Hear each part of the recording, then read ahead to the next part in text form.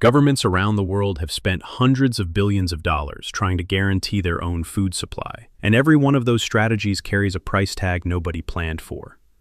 Some of those prices are measured in money, and some are measured in collapsed aquifers, destroyed ecosystems, and governments literally overthrown. 828 million people face chronic hunger right now, and 3.1 billion cannot afford a healthy diet. And the thing most people miss about this crisis is that it has nothing to do with whether the planet produces enough food. 3 crops alone, maize, wheat, and rice, account for 60% of all global food energy intake, and 24 maritime choke points handle $192 billion in agricultural and energy trade every single year. Shut down even one of those choke points, and entire nations lose access to calories overnight. That vulnerability has sent governments scrambling, from Riyadh to Beijing to Washington, pouring money into what they call food sovereignty, the idea that a nation should be able to feed itself without relying on anyone else. What the data actually shows is ecological destruction, financial ruin, and a paradox that sits at the center of modern agriculture. Saudi Arabia's wheat experiment is the place to begin, because it's one of the most spectacular self-inflicted failures in the history of agricultural policy. During the 1970s and 1980s, the Saudi government decided the kingdom would grow its own wheat, and they set a guaranteed domestic purchase price at $266.67 per metric ton, well above world market rates. Retail prices for white and whole wheat flour were fixed at $148.21 and $207.31 per metric ton. Between the mid-1970s and 1985, wheat output expanded more than tenfold, crossing 2 million tons. That surge alone represented 4/5 of the total increase in wheat output for the entire Middle East and North Africa region during that period. By the early 1990s, Saudi Arabia ranked as the world's 6th largest wheat exporter, shipping food aid to Bangladesh and moving surpluses into the European Economic Community. And none of it was sustainable. Saudi Arabia has virtually no surface water, which meant every drop used to grow that wheat came from non-renewable fossil aquifers that had taken thousands of years to accumulate. Regions like Najran eventually resorted to trucking water in from other areas just to keep existing fruit orchards alive. And the overexploitation did more than drain those reserves. Improper irrigation drove rampant salinization that permanently wrecked productive land. The economics collapsed right alongside the water table. By 1992, Saudi agricultural growth depended entirely on exorbitant subsidies, and the subsidy architecture created market distortions that border on absurd. When international feed barley prices spiked to $13.33 per 50 kilograms in 2008, livestock owners discovered it cost less to feed camels and sheep with subsidized human-grade white wheat flour, priced at just $6.75 per 45 kilograms.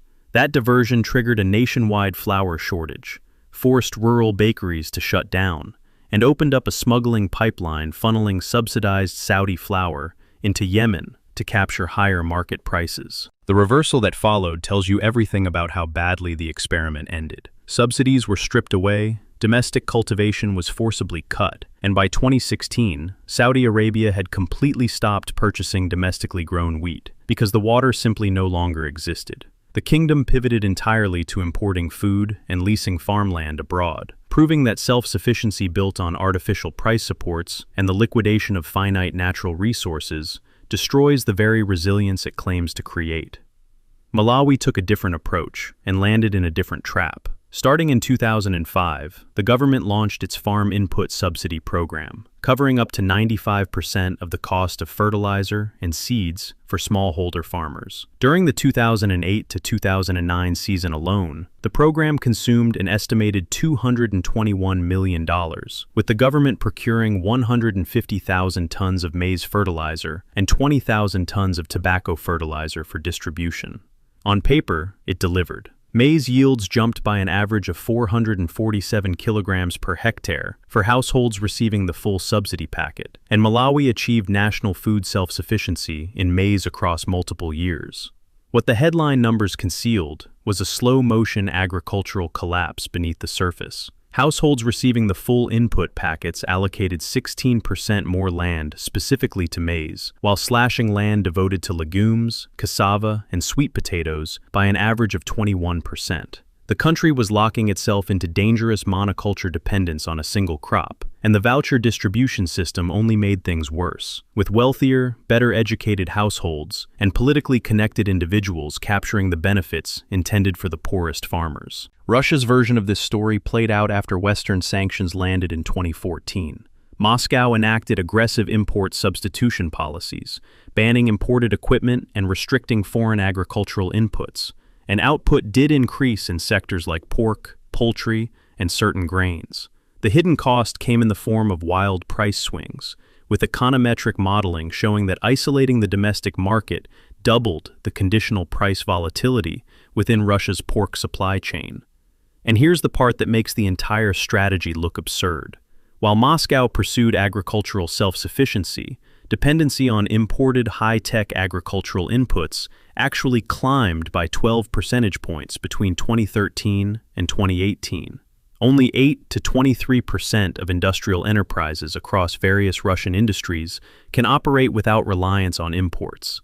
Roughly 60% of drilling and extraction equipment is over 20 years old and approaching the end of its service life. And high-ranking Russian officials have publicly called elements of the import substitution program a complete failure. Indonesia and Vietnam offer the sharpest contrast because both countries tackled the same problem and ended up in wildly different places. Indonesia manages domestic rice prices through its national logistics agency, Bulog, combined with strict import quotas, and under optimal conditions, that system compressed bi-monthly retail price fluctuations to a variance of just 0.75 to 1.14%.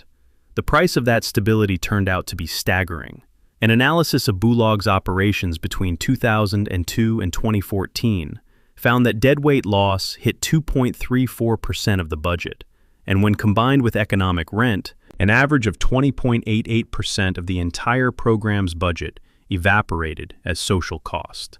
Consumer rice prices kept climbing regardless, reaching 15,800 rupiah per kilogram by the third quarter of 2025, which forced the government to distribute 1.49 million tons of rice in 2023 and 1.97 million tons in 2024 to protect over 21.35 million impoverished households.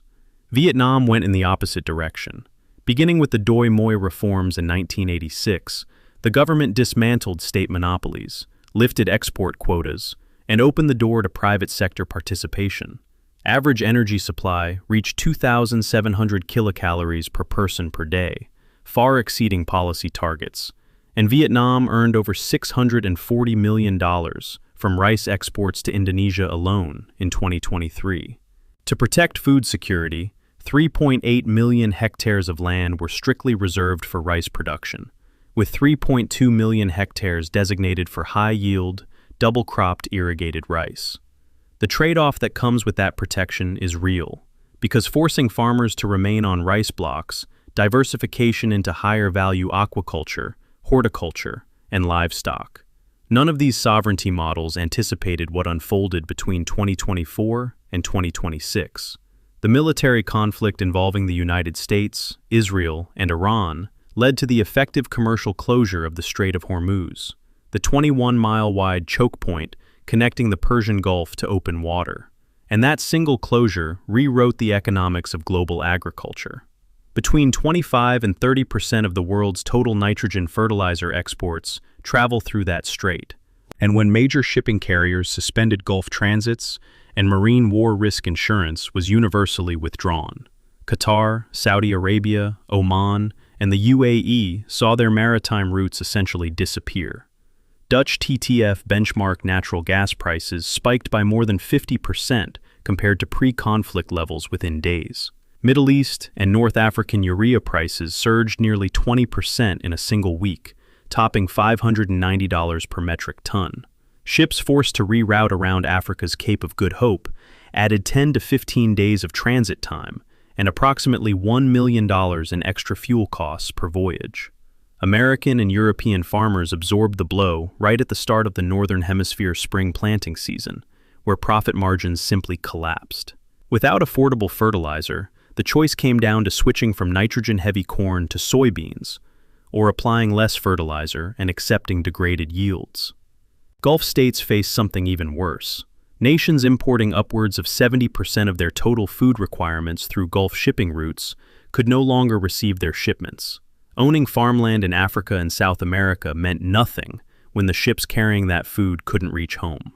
The 2021 Ever Given grounding in the Suez Canal had already foreshadowed this kind of failure, stranding an estimated $10 billion in goods per day from a single vessel. The Hormuz crisis demonstrated those vulnerabilities on a systemic, multi-month scale.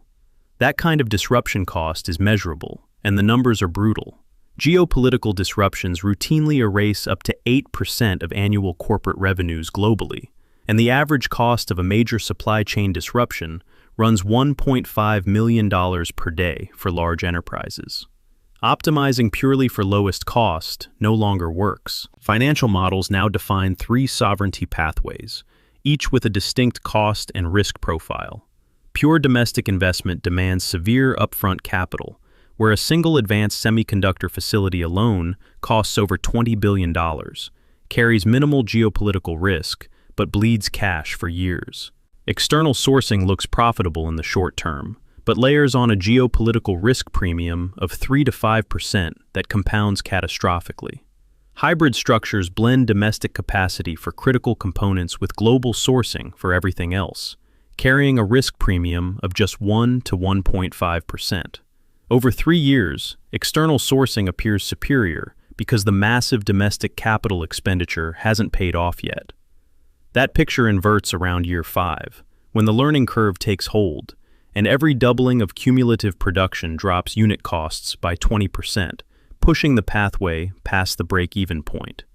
By year 10, the domestic model has fully amortized its costs and operates as a fortress of uninterrupted production, while the external pathway suffers catastrophic value destruction as the compounding risk premium devastates the present value of future cash flows. Across all time horizons, the hybrid model delivers the strongest risk-adjusted returns. The governance layer adds another dimension of failure. Public procurement alone averages 12% of GDP in OECD countries, and corruption strips between 8 and 25% of total contract values. $842 billion. That's how much governments around the world funneled into agricultural support annually between 2021 and 2023. Only 12.6% of that spending went toward general services like innovation and infrastructure, down from 16.1% at the start of the century. And explicit spending on agricultural research and development dropped to just 2.9% of total support at exactly the moment it was most needed. Countries that tried to bypass global markets entirely by purchasing farmland abroad fared even worse. 135 massive farmland deals, covering 17.5 million hectares, an area roughly the size of Uruguay, failed, collapsed, or were completely abandoned between 2007 and 2017. The most notorious case unfolded in Madagascar in 2008, when South Korea's Daewoo Logistics attempted to lease 1.3 million hectares without the knowledge of local communities. Once the deal became public, domestic outrage swept the country, directly contributed to overthrowing the government, and resulted in a total loss of the investment. Even within the United States, foreign ownership of agricultural land reached approximately 40 million acres by 2021, and although Chinese entities own slightly under 1% of all foreign-owned U.S. agricultural land, the political backlash has been fierce. The USDA imposed a record $1.2 million in penalties for non-compliance with disclosure requirements in 2024, and the National Farm Security Action Plan now seeks to formalize reviews and potentially claw back previously acquired farmland. America's own food security numbers reveal a deeper contradiction.